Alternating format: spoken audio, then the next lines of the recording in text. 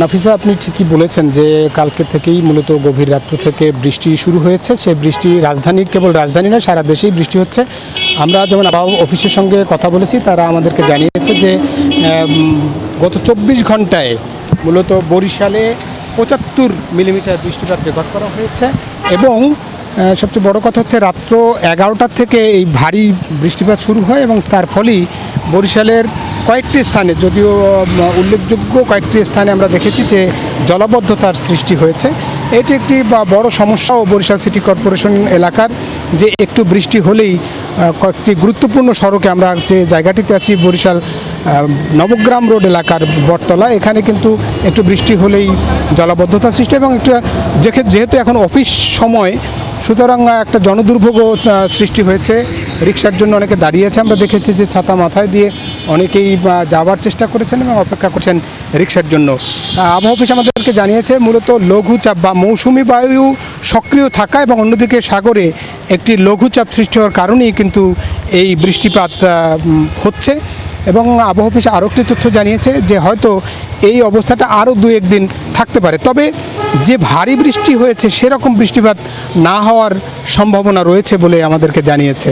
কিন্তু যেহেতু বৃষ্টিপাত হচ্ছে এবং এরকম যদি ভারী বৃষ্টিপাত হয়, তাহলে এই যে জলাবদ্ধতা, এই জলাবদ্ধতার কিন্তু আরও প্রকট আকার ধারণ করতে পারে বরিশাল নগরীতে। আমরা দেখেছি যে বরিশাল বটতলা, কালীবাড়ি রোড এবং বাংলাদেশ ব্যাংক এলাকা ছাড়াও হাতেমালি কলেজ চৌমাথা এলাকায় আমরা দেখেছি যে কিছু পানি জমেছে। তবে এটি যদি বৃষ্টি না থাকে তাহলে আস্তে আস্তে এই জলাবদ্ধতা কমে যাবে, দ্রুতই পানি নিষ্কাশন হয়ে যায়।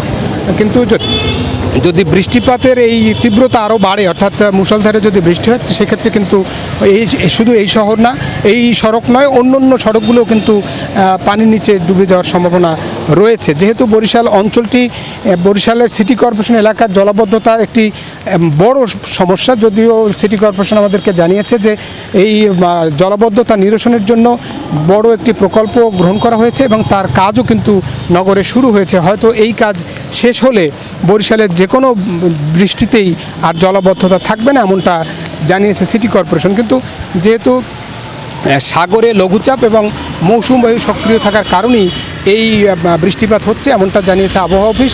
এবং আশা করা যাচ্ছে হয়তো যে এই বৃষ্টিপাতটা কমে আসবে এবং যেহেতু অফিস সময়, সেই কারণে কিন্তু অফিসগামী মানুষ বা স্কুল কলেজের যে ছাত্রছাত্রী, তাদের জন্য কিন্তু সমস্যা হচ্ছে।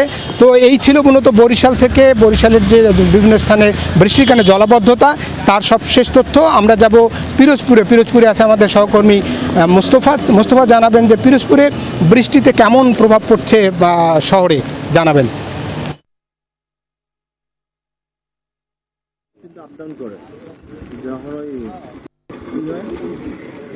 জি ধন্যবাদ। আপনি আসলে যেভাবে বলছেন, পিরোজপুরে গতকাল রাত থেকেই মুষলধারে বৃষ্টি হচ্ছে।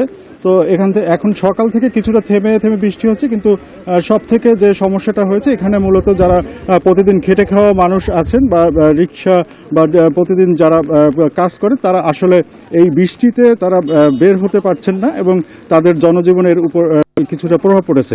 এবং পিরোজপুরের যেসব রাস্তাঘাট আছে, এগুলো বেশিরভাগ রাস্তাঘাটই কিছুটা জলাবদ্ধতা তৈরি হয়েছে এবং যে কারণে এখানে স্বাভাবিক জীবনযাত্রার উপর কিছুটা প্রভাব পড়েছে। সেক্ষেত্রে আরেকটা জিনিস দেখা গেছে যে এই বৃষ্টির কারণে আজকে সাধারণ জনগণ খুব একটা বেশি তাদের প্রয়োজন না হলে তারা মূলত এখানে বাইরে বের হচ্ছেন না এবং রাস্তায় যানবাহনের সংখ্যাও কিছুটা কম। তো সেক্ষেত্রে পিরোজপুরের আবহাওয়া অফিসের নির্দিষ্ট কোনো তথ্য না থাকার কারণে আমরা আসলে বলতে পারছি না যে এটা ঠিক কবে নাগাদ ঠিক হবে বা কখন ঠিক হবে। তো এই ছিল পিরোজপুর থেকে মূলত আমার কাছে বৃষ্টির সর্বশেষ পরিস্থিতি। বান্ডেল থাকলে প্রতি সেনমানিতে টাকা বাঁচবে। বিকাশ সেনমানি বান্ডেল কিনে জিতুন প্রতি লেনদেনে।